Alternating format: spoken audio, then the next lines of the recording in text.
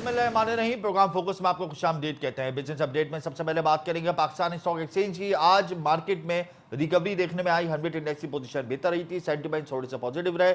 Cement sector, oil and gas sector के share में खरीदो फरोख्त का सिलसिला देखा गया। गुज़िश्ता रोज हमने मार्केट में दौरान ट्रेडिंग 1000 पॉइंट्स की कमी देखी थी, ताहम आज दौरान ट्रेडिंग हमने 100 इंडेक्स की पोजीशन बेहतर देखी। 600 पॉइंट्स प्लस 100 इंडेक्स दौरान ट्रेडिंग, ताहम क्लोजिंग भी ग्रीन जोन के साथ हुई। 100 इंडेक्स 137 पॉइंट्स प्लस के साथ बंद हुआ। 61,970 के लेवल पे आज क्लोजिंग है 100 इंडेक्स की। इंटरडे में हाई 100 इंडेक्स का लेवल 62,600 का रहा और इंटरडे लो में 61,896 का लो लेवल देखा गया। मजमूई तौर पर अगर मैं कंपनियों की बात करूं तो 347 कंपनीज के शेयर्स में लेन देन हुआ। 165 कंपनियों के शेयर्स में इजाफा, जबकि 149 कंपनियों के शेयर में कमी देखी गई। ओवरऑल आज रिकवरी थी। थोड़ा सा हमने मोमेंटम देखा है ब्रोकर्स का और फाइनेंसर्स का स्टॉक मार्केट में, सिलेक्टेड स्टॉक्स में, और अपकमिंग सेशंस में भी यही देखा जाएगा कि अप एंड डाउन पोजीशन रहेगी। अपडेट इंडेक्स कभी ऊपर जाएगा कभी नीचे जाएगा, क्योंकि इलेक्शन का दबाव है, अमन ओमान की सूरत हाल भी एक बहुत बड़ा चैलेंज है। तो आने वाले दिनों में सेंटिमेंट्स मॉडरेट लेवल पर रहेंगे। इसके अलावा मैं आपको बताऊंगा करेंसी मार्केट में डॉलर की कीमत में मुसलसल कमी का सिलसिला जारी है। इंटरबैंक मार्केट में डॉलर दौरान ट्रेडिंग 15 पैसे सस्ता हुआ। 279.55 पैसे पर डॉलर ट्रेड होता हुआ हमने देखा। आइंदा वाले दिनों में अगर रिजर्व्स बेहतर हो जाते हैं, जो कि होंगे, IMF की तरफ से हमें रकम मिल गई है, आइंदा वाले दिनों में मजीद हमें मुख्तलिफ बैंकों से रकम मिल जाएगी बायलैटरल एग्रीमेंट्स और बायलैटरल लोन्स की मद में, तो इंटरबैंक मार्केट और ओपन मार्केट में डॉलर की कीमत में कमी हम देखेंगे। इसके अलावा प्रोग्राम में मैं आपको बताऊंगा कि चीन ने पाकिस्तान का 2 अरब डॉलर का कर्जा रोल ओवर कर दिया है। कुछ दिन कबल UAE ने भी 2 अरब डॉलर का कर्जा रोल ओवर किया था, अब चीन ने भी कर दिया है। इसकी जो मुद्दत है रोल ओवर की वो 23 मार्च को ख़त्म हो रही थी, कबल अज वक्त ही चीन ने रोल ओवर कर दिया है। ये खुशाइन बात है और चीन ने अदायगी की तारीख से पहले ये रकम रोल ओवर कर दी है ताकि हमारे रिजर्व्स बेहतर रहें। इसके अलावा मैं आपको बताऊंगा कि स्टेट बैंक ऑफ पाकिस्तान ने नए नोट, नई करेंसी के इजरा के ऊपर काम शुरू कर दिया है। नए डिज़ाइन के नोट्स अब छपेंगे, सिक्योरिटी फीचर्स के साथ, एडवांस फीचर्स के साथ ये नए नोट छापे जाएंगे। इस हवाले से गवर्नर स्टेट बैंक ने मॉनेटरी पॉलिसी जिस दिन ऐलान हो रहा था उसी दिन उन्होंने साफ़ से गैर रस्मी गुफ्तगू में इशारा दिया था कि अब हमने इस हवाले से काम शुरू कर दिया है और मार्च तक हम अपना फ्रेमवर्क मुकम्मल कर लेंगे। लेकिन नए नोट अभी फ़ौरन नहीं आएंगे, उसको आने में भी टाइम लगेगा। साल, 1.5 साल का, 2 साल का वक्फा है। अभी तो डिज़ाइन और फ्रेमवर्क शुरू होगा, उसके बाद नौ मुंतखब हुकूमत जब आएगी उसके बाद फिर इसको जायज़ा लिया जाएगा और पुराने नोट भी मार्केट में चलते रहेंगे। पुराने नोटों को बंद नहीं किया जा रहा। बहुत से लोग इस शशोपन में मुब्तला हैं कि शायद पुराने नोट बंद हो जाएंगे और नए नोट एकदम से मार्केट में आ जाएंगे और लोगों की लंबी लंबी कतारें लगी हुई होंगी बैंकों के बाहर। ऐसा कुछ नहीं है। नए नोट भी मार्केट में एग्जिस्ट करेंगे और पुराने नोट जिस तरीके से चल रहे हैं वो भी एग्जिस्ट करेंगे। एक डेट दे दी जाएगी, साल, 2 साल, 3 साल के गैप के मुताबिक, और ये हम माजी में भी देखते रहें कि जिनके पास पुराने नोट हैं उनके पास एक टाइम है, पर उसको एक्सटेंड करते रहेंगे और उस टाइम पे वो अपने नोट तब्दील करा लें, और वरना दोनों नोट जो हैं वो एग्जिस्ट करेंगे और काबिल कबूल होंगे। इस हवाले से मैं प्रोग्राम में बात करूँगा कि नए नोट का इजरा क्यों किया जा रहा है। जाहिर सी बात है, शिकायत आ रही थी 1000 रुपये के नोट के ऊपर जो है ये मामला उठा था कि वो पकड़ कोई नहीं पाया था। वो जाली करेंसी इतनी शफाफियत तरीके से, इतने शफाफ तरीके से छप रही है कि कोई भी बैंक या कोई भी इदारा या कोई भी शख्स अगर उसको लेता है तो वो ये समझता है कि ये बिल्कुल असली है, लेकिन वो असली नहीं होता। तो ये शिकायत आ रही थी और भी जाहिर सी बात है अपग्रेडेशन का जो अमल है वो 15-20 साल में होता है, तो अब अपग्रेड करेंसियों को करना ज़रूरी था। इसी हवाले से स्टेट बैंक ने अपना काम शुरू कर दिया। तो डीमोनेटाइजेशन के ज़ुमरे में क्या ये आता है और इससे हमारी मईशत पर क्या इम्पैक्ट आएगा और क्या ये फार्मूला कामयाब रहेगा, इस हवाले से हम प्रोग्राम में तफसीली डिस्कस करेंगे। इसके अलावा मैं प्रोग्राम में बताऊंगा कि पाकिस्तान में पेट्रोलियम लीवी की वसूली में रिकॉर्ड इजाफा देखा गया है। रवां माली साल 6 माह में पेट्रोलियम लीवी वसूली में 166% का इजाफा हुआ है। रवां माली साल पहले 6 माह में पेट्रोलियम लीवी की मद में 473 अरब रुपए वसूल हुए हैं। उबरी हुकूमत ने ये रिकॉर्ड कलेक्शन की है। पेट्रोलियम मसनूआत की कीमतों पर जो टैक्स लगता है 60 रुपये का फ़ी लीटर, ख्वाह वो पेट्रोल हो या डीजल हो, उसकी मद में जो कलेक्शन हो रही है मैं उसकी बात कर रहा हूँ। ये 473 अरब रुपए पेट्रोलियम लीवी की मद में उबरी हुकूमत ने कलेक्ट किए हैं और ये 166% इसमें रिकॉर्ड इजाफा हुआ है। इससे पहले हमने ऐसा रिकॉर्ड इजाफा नहीं देखा था। फ़ी लीटर पेट्रोल और डीजल पर 60 रुपये पेट्रोलियम लीवी वसूल की जा रही है IMF की ईमा पर। IMF के कहने पर रवां माली साल बजट में पेट्रोलियम लीवी से 870 अरब रुपये मुख्तस किए गए हैं और यानी जो अगला बजट आएगा उससे पहले पहले हमने ये 870 अरब रुपए का टारगेट अचीव करना है। माली साल 2022-23 में पेट्रोलियम लीवी से 542 अरब रुपए इकट्ठे हुए थे। बहुत बड़ी कलेक्शन की है और ये पेट्रोलियम लीवी अगर 60 रुपये डिडक्ट हो जाए तो फी लीटर पेट्रोल और फी लीटर डीजल, पेट्रोल 200 रुपये से कम हो जाएगा और डीजल 200 रुपये के करीब आ जाएगा। इसके अलावा मैं आपको बताऊंगा कि मुल्क भर में सोना 600 रुपये सस्ता हो गया है। Pakistan James and jewellers association ने एदाद-ओ-शुमार जारी कर दिए हैं। 24 कैरेट सोना सस्ता हो जाने के बाद मुल्क भर में 2,15,500 रुपये का हो गया है। 10 ग्राम सोना 515 रुपये कमी से 1,84,756 रुपये का हो गया है। इंटरनेशनल मार्केट में सोना $2 कमी के बाद फी ऑन $2,055 का हो गया है। तमाम पॉइंट्स को मैं तफसीली डिस्कस करूंगा आज प्रोग्राम के अंदर। नए नोट जो छापे जाएंगे उससे मईशत पर क्या इम्पैक्ट आएगा। इसके अलावा बिजली की कीमत में इजाफा कर दिया है। फी यूनिट बिजली की कीमत में इजाफा किया है। 5 रुपये 62 पैसे का इजाफा करने की मंजूरी दे दी है। इससे एक महंगाई का नया तूफान बर्पा होगा। पे पेट्रोलियम मसनूआत की कीमतों में इजाफा होने जा रहा है। बिजली और गैस की कीमतों में मुसलसल इजाफा हो रहा है। महंगाई की शरह में जब इजाफा होगा तो फिर शरह सूद कैसे कम होगा। तो इसका जो बैलेंस है ये अनबैलेंस रहेगा और जब अनबैलेंस रहेगा तो फिर इंडस्ट्रियल सेक्टर नहीं चलेगा। तो इस तरीके से अगर टैरिफ में हम इजाफा देखेंगे तो इंडस्ट्रियल सेक्टर भी अपना आउटपुट नहीं दे पाएगा। फिर इन्फ्लेशन रेट इंक्रीज होगा और फिर ज़ख़ीरंदोज़ माफिया जो बीच में आ जाती है वो स्टॉकिंग करती है और इसकी वजह से अजनास की कीमतों में मुसलसल इजाफा होता है। रमज़ान आने वाले हैं और स्टॉकिंग मुस्तकिल हो रही है। तो ये तमाम पॉइंट्स हैं जो मैं अपने आइंदा वाले सेगमेंट्स में तफसीली डिस्कस करूंगा। लेकिन या वक्त एक ब्रेक का, हमारे साथ रहिएगा।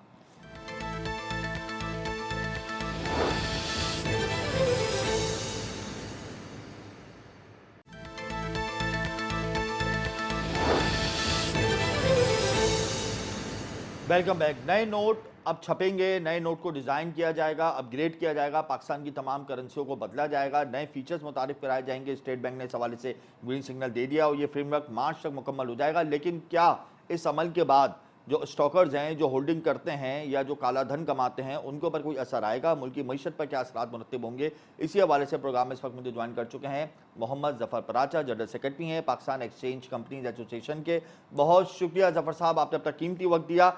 जफ़र साहब, ये डीमोनेटाइजेशन के ज़ुमरे में आएगा या वैसे तो स्टेट बैंक ने कहा है कि हम कोई नोट बंद नहीं कर रहे, जो पुराने नोट है वो मार्केट में एग्जिस्ट करेंगे, उसके साथ ही नए नोट शामिल हो जाएंगे और फिर एक कट ऑफ डेट दे देंगे, एक टाइम दे देंगे कि आप उस टाइम पे अपने पे पुराने नोट तब्दील करवाएं और नए नोट ले लें। तो क्या ये डीमोनेटाइजेशन के ज़ुमरे में आएगा और इसके क्या असरात मुरतब होंगे? अस्सलाम वालेकुम जनाब। वालेकुम अस्सलाम। देखिए जनाब, इसके असरात हैं वो बहुत ज़्यादा फ़ायदेमंद होंगे मैं समझता हूँ, और मल्टीपल किस्म के इसके फ़वाइद हैं। एक तो ये जो आपका पहला सवाल है, डीमोनेटाइजेशन के ज़ुमरे में नहीं आता, ठीक है। और उसके ऊपर गवर्नर स्टेट बैंक डॉक्टर जमीर अहमद साहब ने बहुत तफसील से कल बयान दिया है और एक नोटिफिकेशन या सॉरी प्रेस रिलीज भी आई है जी। एक तो उन्होंने ये कहा है कि ये जो प्रोसेस है वो तकरीबन 2 साल में मुकम्मल होगा। बिल्कुल। और इसका जो डिज़ाइनिंग का जो एक वो अब कंपटीशन कराने जा रहे हैं नौजवानों के लिए, नए आर्टिस्ट जो नौजवान हैं उनको भी वदू किया गया है कि आप अपने अपने डिज़ाइन हमको भेजें और फिर जिसका डिज़ाइन सिलेक्ट होगा उसको रिवॉर्ड भी मिलेगा और अवार्ड भी मिलेगा। जी। अब बात आ गई कि इसके फ़ायदे की, और फिर जिसका डिज़ाइन सिलेक्ट होगा उसको रिवॉर्ड भी मिलेगा और अवार्ड भी मिलेगा। अब बात आ गई कि इसके फ़ायदे की। कुछ लोग इसके ऊपर तनकीद भी कर रहे हैं कि ये मौका नहीं था इस वक्त ड्यूरिंग केयर टेकर गवर्नमेंट, जब नई गवर्नमेंट आती पॉलिटिकल जो भी होती वो करती। तो मेरा कहना ये है कि ये राइट टाइम पे राइट डिसीजन है। जो 2-3 साल में जो हमने वक्त गुजारा है, ख़ास तौर पे फिटैफ के हवाले से, AML और KYC के हवाले से, तो बहुत से लोग फाइनेंशियल इंस्टीट्यूशन से दूर हो गए और उन्होंने अपने घरों में पैसे लॉकरों में या संदूकचियों में रखना शुरू कर दिए हैं। तो ना सिर्फ पाकिस्तान करेंसी बल्कि फॉरेन एक्सचेंज जो गैर मुल्की करेंसी है वो भी बड़ी तादाद में जो जाली नोट है वो घूम रहे हैं। और क्योंकि जो लोग थे वो फाइनेंशियल इंस्टीट्यूशन से दूर हुए तो उन लोगों को मौका मिल गया जो जाली करेंसी बनाते हैं। उन्होंने इस मौके से भरपूर फ़ायदा उठाया और जाली करेंसी छापी भी और बनाई भी। हमारे पास बरसों में भी कोई जाली करेंसी लेके नहीं आते थे। आजकल हमारे पास हफ्ते में 2-3 वाक़े ऐसे हो जाते हैं हमारे काउंटर्स पे, चाहे मुल्की हो चाहे गैर मुल्की करेंसी हो। जी, दोनों बिल्कुल। और वो बेचारे जो लाने वाले हैं ज़्यादातर वो मासूम होते हैं जो पीछे माफिया है वो पीछे बैठा हुआ है। और इस दौरान उन्होंने खबरें हैं कि कागज चोरी भी किया और ब्लॉक्स हैं वो भी आगे पीछे हुए और हमारे जो प्रिंटिंग नंबर्स प्रेस हैं है वो जहाँ भी पे आगे। नोट छपता है, आप वहां की तरफ इशारा कर रहे हैं कि वहां पे कागज और ब्लॉक चोरी हुए हैं? नहीं, मैं वहां की तरफ इशारा नहीं कर रहा, लेकिन एक ऐसी कुछ खबरें हैं बाजार में, ठीक है, अच्छा, मार्केट्स में। तो वहाँ तो वहीं से चोरी होगा तभी छपेगा ना, और तो कहीं से नहीं होता। अब बात यह है कि इस वक्त एक तो ये बड़ी सख्त जरूरत थी, दूसरा आप ये देखिए कि ये डीमोनेटाइजेशन नहीं है बल्कि ग्रेजुअली है जी। और लोगों को कहा गया है कि भाई ताकि वो अपनी पहले से तैयारी कर लें। अच्छा, अब दूसरा फायदा इसका ये है जी। कि जो पैसा घरों में पड़ा हुआ है, जो नेशनल इकोनॉमी का हिस्सा नहीं है, जी। वो उसका हिस्सा बन जाएगा। आज आप देखिए, हालांकि सियासी तौर पे आज काफी प्रेशर वाला दिन था, जो सजा हुई है पीटीआई के लोगों को। अगर आम हालात होते और एडमिनिस्ट्रेटिव मेजर्स ना होते जी। तो आज मुल्क में बहुत अफरा तफरी होती और स्टॉक एक्सचेंज में एक तरह का ब्लड बाथ हो जाता और जो इंटरबैंक में $10 बढ़ जाना कोई मसला नहीं था। सही। लेकिन आप ये देखिए कि ये जो करेंसी चेंज होने के हवाले से है, आज स्टॉक एक्सचेंज बेहतर हुआ और हमारा जो इंटरबैंक मार्केट जो ओपन मार्केट है उसमें भी कमी हुई, तो ये एक बड़ा गुड साइन है। अच्छा, अब जो लोगों के पैसे डेड इन्वेस्टमेंट पड़ी हुई है घरों में कैश की शक्ल में, अब वो कहीं ना कहीं इसको इन्वेस्ट करेंगे, प्रॉपर्टी में लगाएंगे, गोल्ड में लगाएंगे, स्टॉक में लगाएंगे।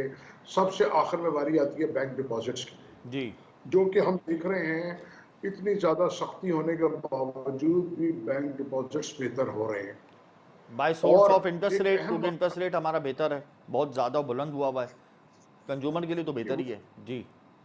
वो भी वजह है, लेकिन उसके साथ साथ ये है कि जो इस वक्त टाइटिंग पॉलिसी है एएमएल के हवाले से और बैंक्स के हवाले से, उसकी वजह से भी लोग अब पैसे घरों में रखना, लॉकर में रखना महफूज नहीं समझते जी। और लॉकर टूट जाते हैं, घर में डकैती पड़ जाती है, तो बैंक्स की तरफ लोगों ने काफ़ी ज़्यादा रुझान किया है। ये इंटरेस्ट रेट बढ़ने से पहले भी ग्रेजुअली हम पिछले 2-3 साल देखें तो बैंकों के डिपॉजिट्स बढ़ रहे हैं। और एक और खुश आइंद बात मेरी नज़र में ये है जी। कि जो हमारा पाकिस्तानी अंदर गर्दिश करता था वो अब बिलियंस में आ गया है। मैं जी, ये उसमें कमी करेंसी हुई है, नोट्स की बात कर बिल्कुल। रहा हूँ, बिल्कुल, उसमें हमने उसमें देखा है कर दीजिए। कमी हुई है। वो गवर्नर स्टेट बैंक ने भी दौरान प्रेस कॉन्फ्रेंस में कहा है कि उसमें कमी आई है, तो हो सकता है इन आने वाले दिनों में महंगाई में भी कमी हो जाए इस वजह से। जी बिल्कुल। तो और एक तीसरी अहम बात यह है कि इस वक्त हमारे मुल्क में एक नई लहर ताज़ा आई हुई है टेररिज्म की। तो उसके अंदर भी जो ये पाकिस्तानी रुपया इस्तेमाल होता है, पहले यहाँ से स्मगल होता है जी। पाकिस्तान से, फिर वो हमारे सरहदी इलाकों में वो तकसीम होता है दहशतगर्दी के लिए। जी। तो जब हम नोट को चेंज करेंगे तो वो नोट भी उन लोगों के बेकार हो जाएंगे, नए सिरे से नए नोट आएंगे और नई बातें होंगी, उसमें टाइम लगेगा। और जो ये पैसा लोगों का जो आइडल फंड्स पड़े हैं, जो जब इन्वेस्टमेंट आएगी नेशनल इकोनॉमी का हिस्सा बनेगा, हमारा जीडीपी का भी बेहतर का रेट भी बेहतर होगा, टैक्स टू जीडीपी बेहतर होगी, हमारा लार्ज स्केल मैन्युफैक्चरिंग बेहतर होगी और हमारी एम्प्लॉयमेंट भी बेहतर होगी, क्योंकि पैसा डेट रखने का तो कोई फायदा ही नहीं है, उसको सर्कुलेशन में रहना चाहिए।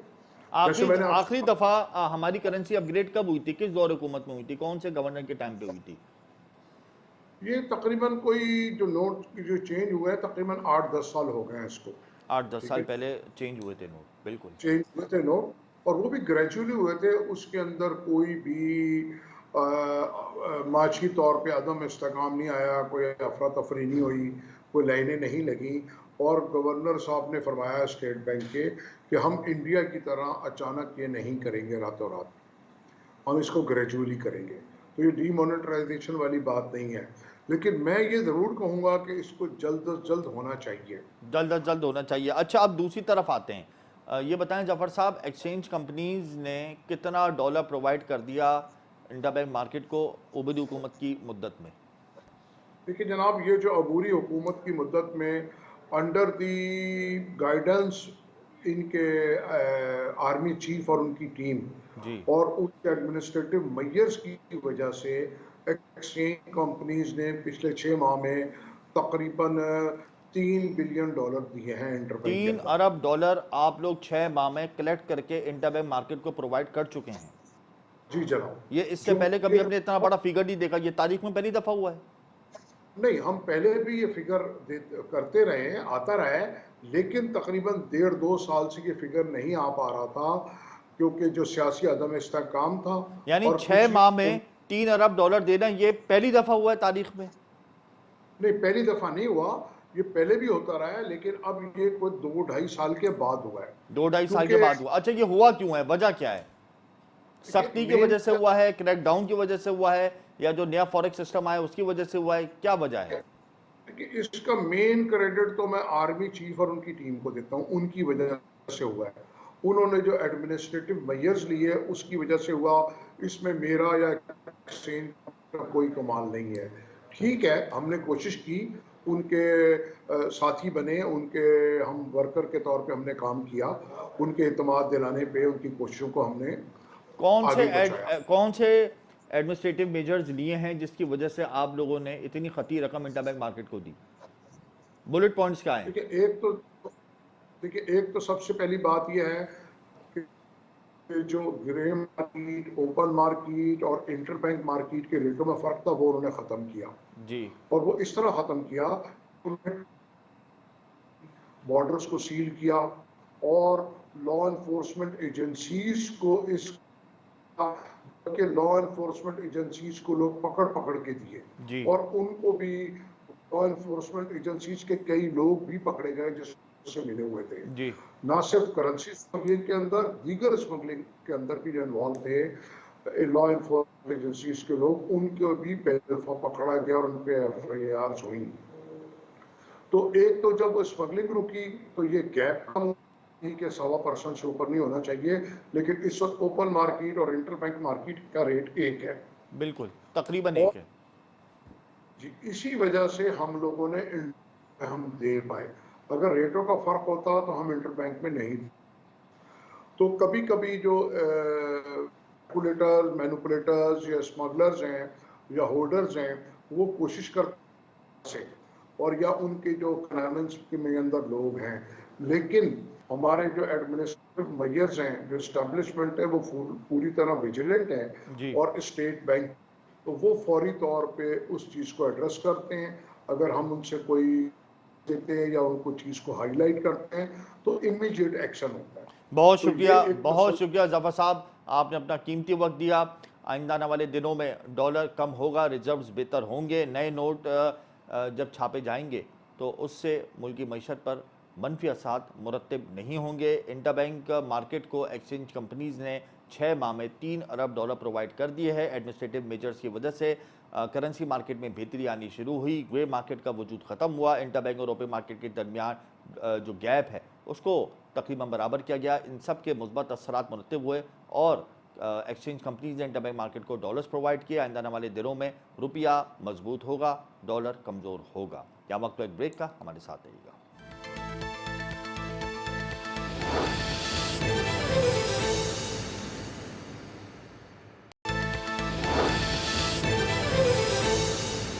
Welcome back. इस वक्त हमें प्रोग्राम में डॉक्टर शाहिदा वजारा ज्वाइन कर चुकी हैं, सीनियर मौसी तज्ज़ियाकार हैं। बहुत शुक्रिया डॉक्टर साहिबा, आपने अपना कीमती वक्त दिया। गवर्नर स्टेट बैंक ने ऐलान किया है कि नए नोट छापे जाएंगे। नए नोट जब आएंगे तो ऑब्वियसली इससे पुराने नोट जो हैं उनको एक मुद्दत दी जाएगी और उसके बाद फिर उनको बंद कर दिया जाएगा।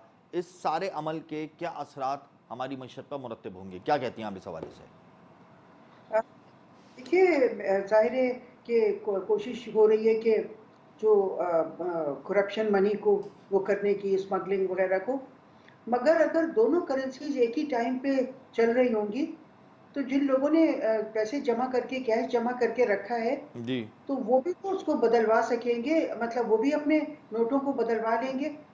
तो मतलब क्या उनका लाए अमल क्या होगा कि किस तरह वो दे ट्राई टू इंश्योर कि जो लोगों ने करप्शन की मनी और कैश अपने पास रखा हुआ है तो वो उसको किस तरह उनको रोका जाएगा कि वो भी उसको ना बदलवा सकें।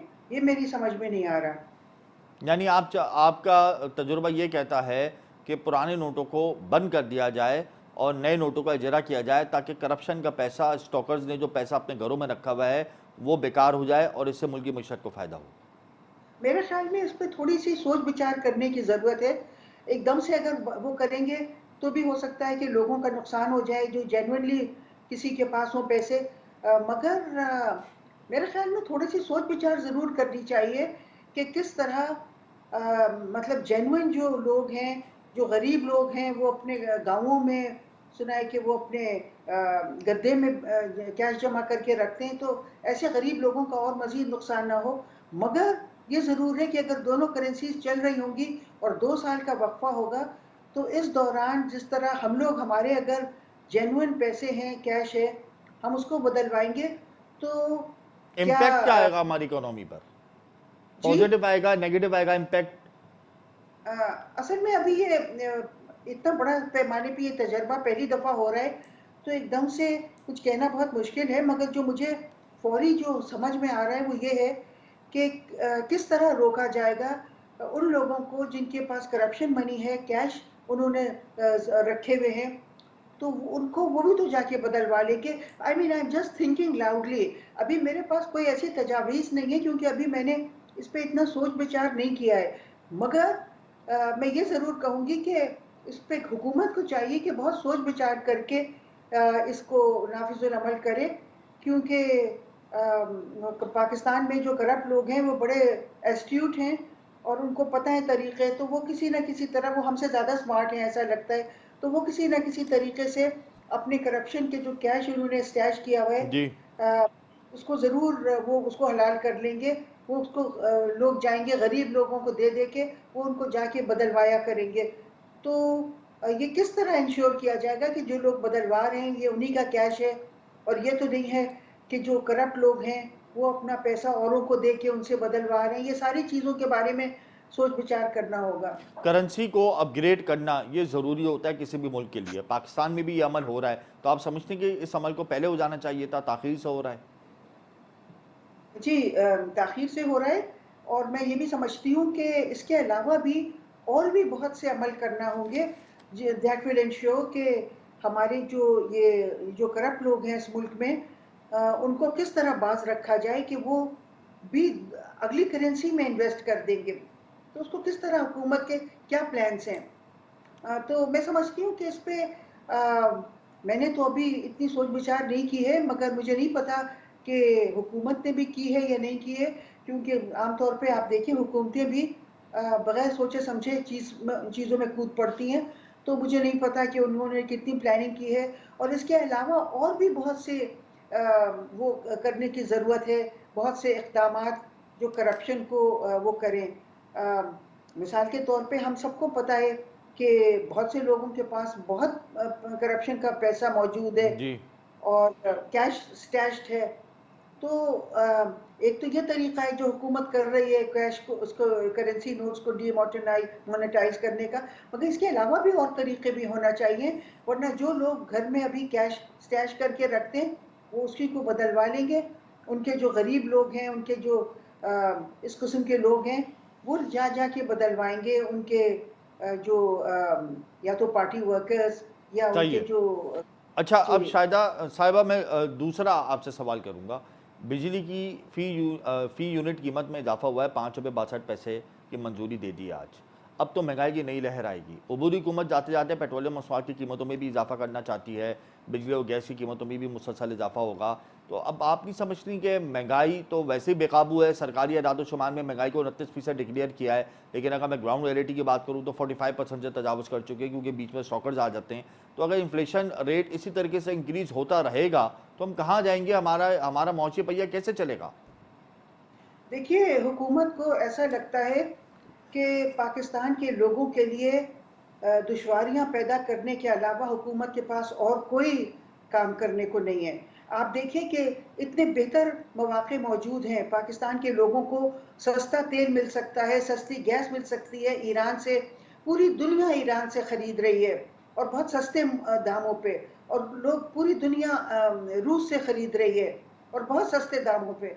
मगर पाकिस्तान की हुकूमत को पाकिस्तान के लोगों के लिए आसानियां पैदा करने में कोई दिलचस्पी नहीं है। आप देखिए कि अभी हमारी जो गैस पाइपलाइन है, ईरान के साथ गैस पाइपलाइन है, उस पे $18 बिलियन हम पे हर्जाना पड़ने को है, मगर जी। हुकूमत को कोई परवाह नहीं है। ईरान ने अपना काम करके रख लिया है, बॉर्डर तक वो अपना काम करके रख चुके हैं, और अब वो चाह रहे हैं कि पाकिस्तान भी अगर कर ले तो हमें आसानी से मुहैया कर देंगे वो गैस। इंटरनेशनल मगर प्रेशर है हम पर, हम अमेरिका को नाराज करके तो ईरान से डील नहीं कर सकते, ईरान पे सैंक्शंस भी तो हैं, तो ये तमाम पॉइंट्स देखिए, को तो सामने रख के ही हम स्टेप उठाएंगे। जी हाँ, मगर आप देखिए कि हिंदुस्तान भी, तुर्की भी, सारे ममालिक ईरान से कर रहे हैं तजारत, मगर सिर्फ पाकिस्तान इतना डरा हुआ है अमेरिका से, क्योंकि इससे पता चलता है कि पाकिस्तान जो है ये एक आज़ाद खुद मुख्तार मुल्क नहीं है। जो भी आज़ाद खुद मुख्तार मुल्क हैं वो ईरान से बराह रास्त तजारत कर रहे हैं बावजूद इन सारी पाबंदियों के, मगर सिर्फ पाकिस्तान स्पेसिफिक ये पाबंदियां मालूम होती हैं। तो मुझे बड़ा अफसोस होता है कि हमारी हुकूमत कोई भी आती है वो कॉलोनियल मोड में होती है। हम अभी तक ये जो नौबादियाती निज़ाम से निकल नहीं पा रहे हैं, और यही वजह है हमारी अंडर डेवलपमेंट की, क्योंकि नौबादियाती निज़ाम और डेवलपमेंट जो है उसमें आपस में तजाद है। आप डेवलपमेंट और डिपेंडेंसी दोनों एक साथ नहीं चल सकते, और चूंकि हम डिपेंडेंट स्टेटस में हैं इसलिए हम मुल्क को डेवलप नहीं कर पा रहे हैं। जो भी हुकूमत आती है वो एक पिछले से बढ़ के ज़्यादा हुक्म बजा लाती है, तो इसलिए लगता है कि लोग बहुत मायूस सही हो रहे हैं। हर एक इस मुल्क के मुस्तकबिल से मायूस हो रहा है, जी। और हमसे कहा जाता है मायूस ना हो। कैसे मायूस ना हो जब हमें पता चलता है कि हमारा कोई पुरसाने हाल नहीं है। हम हमारी जो भी हुकूमत आएगी वो पाकिस्तान के लोगों के लिए दुश्वारियां ही पैदा करती रहेगी। दुश्वारियां पैदा करेगी कोई भी हुकूमत आएगी। शाहिदा साहिबा, आप हमारे मेरे साथ ही रहेंगी या मुझे ब्रेक लेना है? ब्रेक के बाद टॉपिक को कंटिन्यू करेंगे।